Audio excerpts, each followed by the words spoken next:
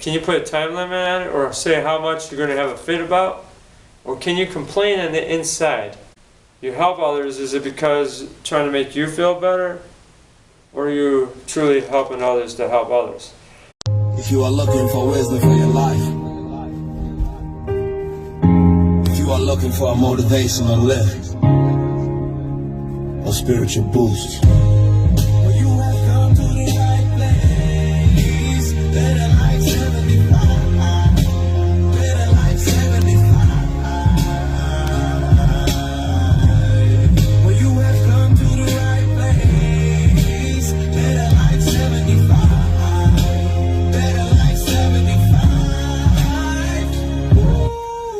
12 Principles for Greater Influence. This is a book that I'm writing, and I want to share some of these. I've been teaching these principles here at my karate school for many years now with the kids.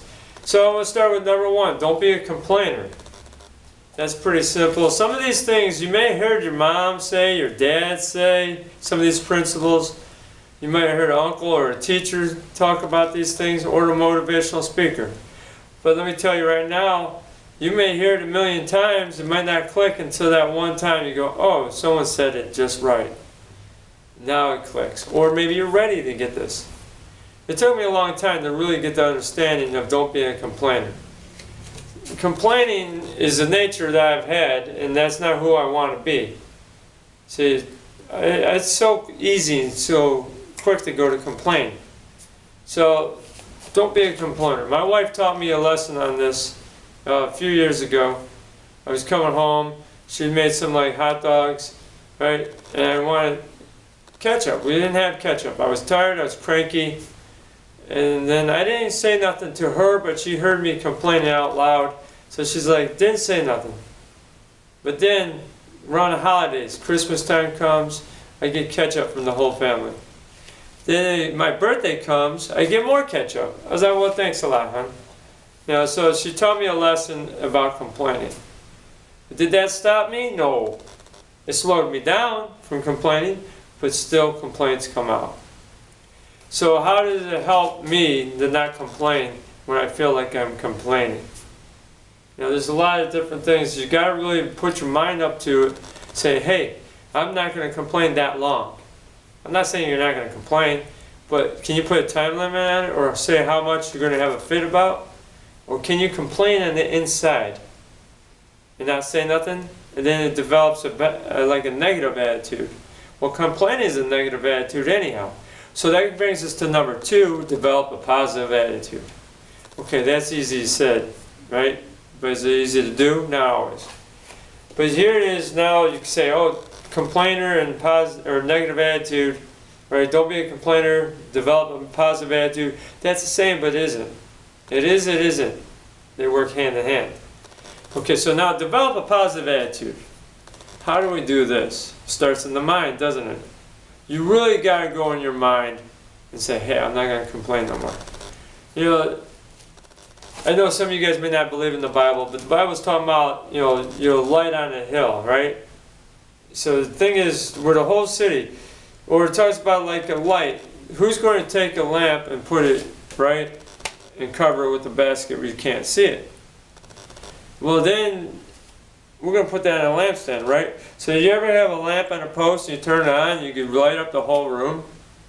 That's what a positive attitude really does. It lights up the whole room.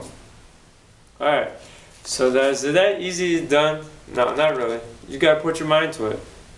You got to say, hey, I'm not going to be in a bad mood. Because it's quick to fall into a bad mood. You fall into a bad mood a lot faster than you fall into a positive mood, right? You know, good mood, you're not going to fall right into that usually. Sometimes people just say, oh, I'm okay, I'm in a good mood, I'm alright. And then you're not really seeming like you're in that much of a good mood. So I came into the workplace, one of the employees or other managers were like, well, she's like, why are you in such a good mood? I was like, because you're not. So what we're doing, like, developing a positive attitude. I wasn't trying to be mean, I was just having a sense of humor about it. And I just started laughing. I said, no, it's just in a good mood, right? You know, you can't really explain it all the time, but then they started getting in a better mood, everybody I worked with. It's contagious. It's totally contagious. And then I worked in the customer service industry for like 28 years. So I was like, well, I don't feel good. Got sinus congestion, allergies are hitting me at this point. So then what I do is like, I could have just said, well, I'm gonna go over here and crawl over and, just let this thing overcome me, right? I'm gonna let this sickness just overcome me. I don't feel good, I'm doing this, and then no. I just felt like I really wanted to lay down with a puppy in a blanket. All right, I just wanted to go to sleep for like 18, 20 hours. That's how I felt. But I was like, well, I'm at work. I can feel bad while I'm at work. I'm not sick, it's just allergies, and so it makes me feel sick. So am I going to go home every time I have allergies? No. So I was like, well, let me do this. I'm going to joke around with the fellow employees. Just have a good flow, a good attitude going by. I'm like, okay. But then I'm going to step up my customer service game. I'm going to take it up another couple of hundred notches, as I'm going to give them the best customer service they ever got, even though I feel like I want to lay down with a puppy in a blanket. But I couldn't do that, so I was like, I'm going to do this. By the end of the day, I felt better. I felt better. My allergies and all that were still there, but I felt better. And I didn't notice it until like I was about to leave. I started feeling it a little bit, but I felt better than I was when I wanted to roll over. But here's a cool thing. Customers responded well. They even started tipping me. I was like, well, thanks. They tipped me more than what they would normally tip me. And I don't expect tips from people because that's my job to do that. So I was like, all right, but develop a positive attitude. So we can go on and on about this stuff, but I want to just briefly go over the 12, and then eventually we're going to go over one video, just one, another, and then we're going to break it down, and we're going to go into the teaching of my findings. I'm going to share that with you guys. So here we go. Number 3 is treat everyone like a VIP. All right. Not everyone seems to deserve that, do they? But they do, don't they? Because if you have a good attitude, you're going to do that for everybody. Even if they, act a little goofy, a little crazy, mean, whatever. Everybody needs someone to be nice to them. I think a lot more love should be spread out that way. When I say love, I mean like just a love for people, a love for, respect and love. Love and respect to everyone. I think everyone deserves that. So treat everyone like a VIP. Why does this work so well for people? Because I've never met someone that didn't think about themselves. Everyone thinks about themselves. A lot of people go, oh, I think more for others than I do myself. Okay, some people do, but you still think about yourself. So you might think more for others, but then you think so badly about yourself. So when you start dwelling on how bad you feel about yourself, you denying yourself to take care of others means you don't care for yourself that much, but you do think about yourself a lot. So now, you help others, is it because trying to make you feel better? Or are you truly helping others to help others? So that's a question you have to ask yourself. But I think we all need and deserve to be treated well. Because people think of themselves morning, right, in the middle of lunchtime, at nighttime, all day long you think about what would this benefit me. Alright, you want to question that? I understand that, but wait in line for about 35 minutes. Now you start thinking about you. Oh, you're so bored. I'm tired of waiting this line. It's not, no, hey, Steve's tired of waiting in this line. Oh, it's, I'm tired of waiting in this line. We all think about ourselves. So if we think about someone else and take care of them, treat them like a VIP, it's going to benefit you too. But the thing is, that's going above and beyond where everyone else is going. So if we stop complaining to the point, we're going to have complaints. We stop complaining though, being chronic complainers. And if we start developing a positive attitude and then treating people like a VIP, they all work together. So then goes to number 4, seek positive learning.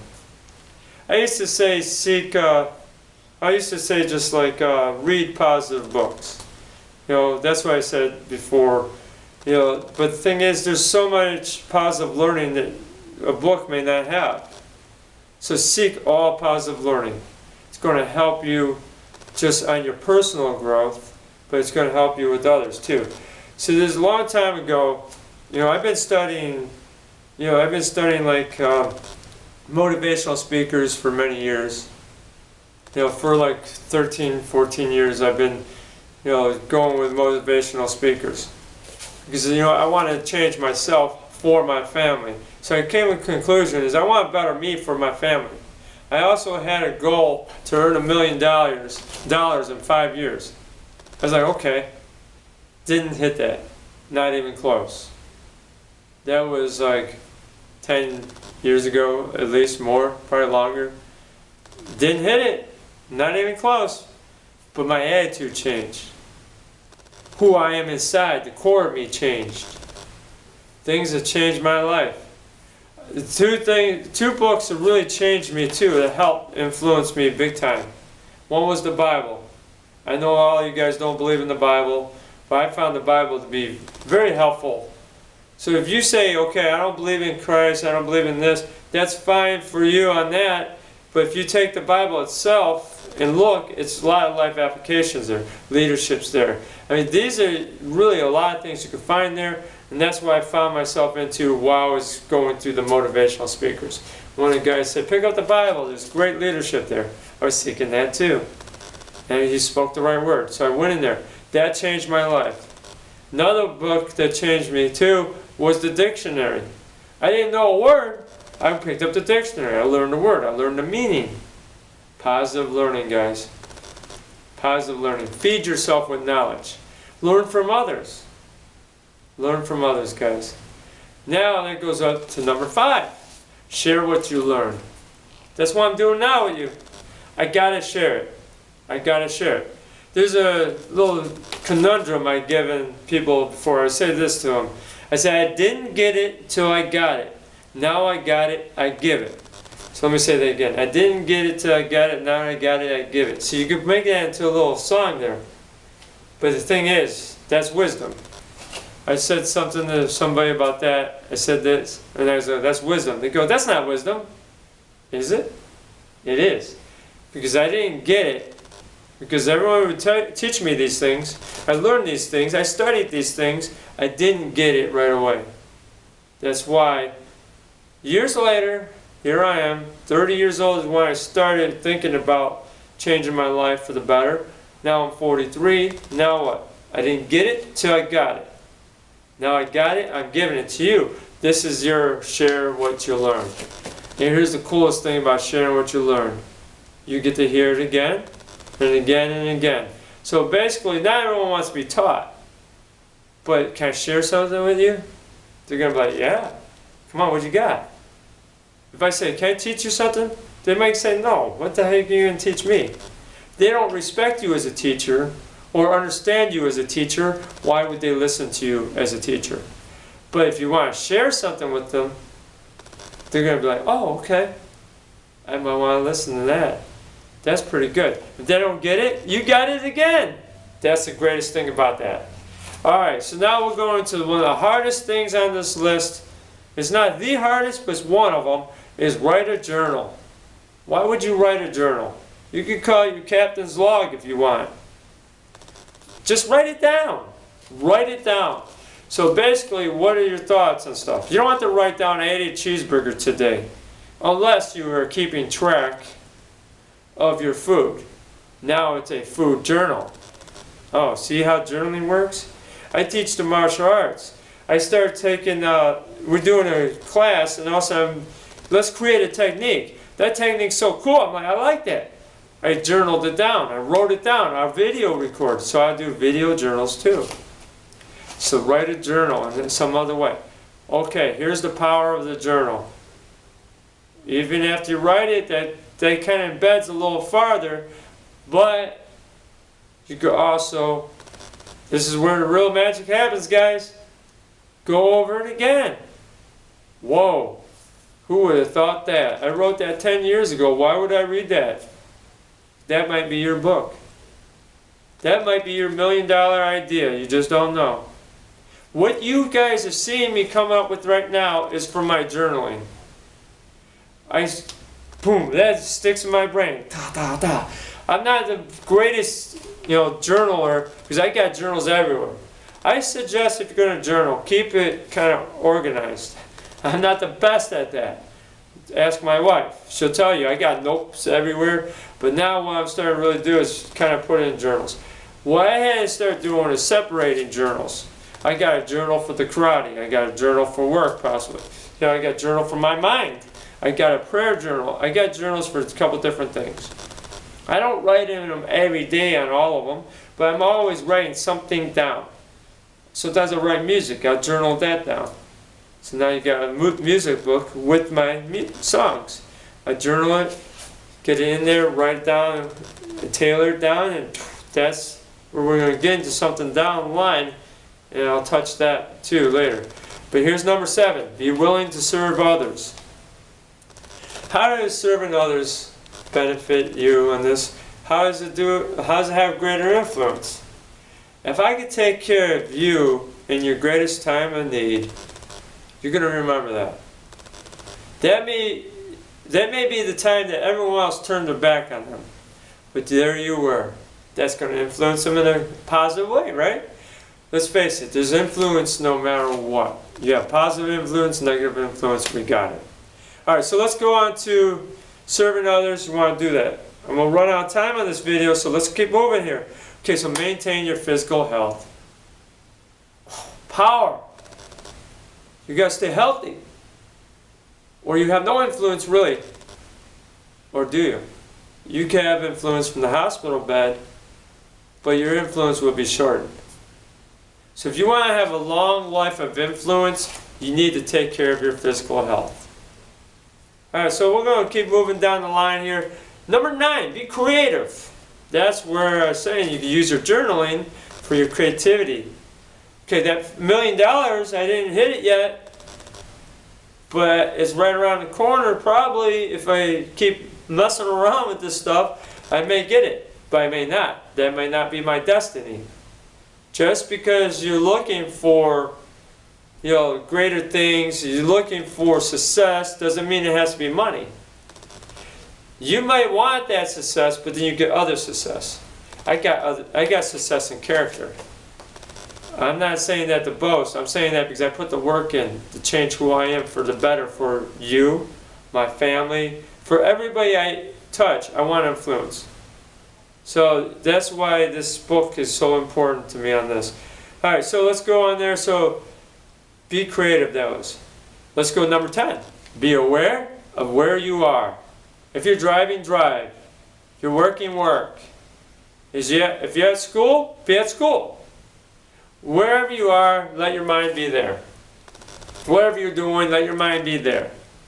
Sometimes we'll get wandered off really easy. See people driving in and out there.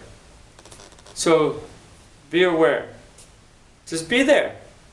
My karate instructor told me that his life is so much easier now that he doesn't really have an agenda.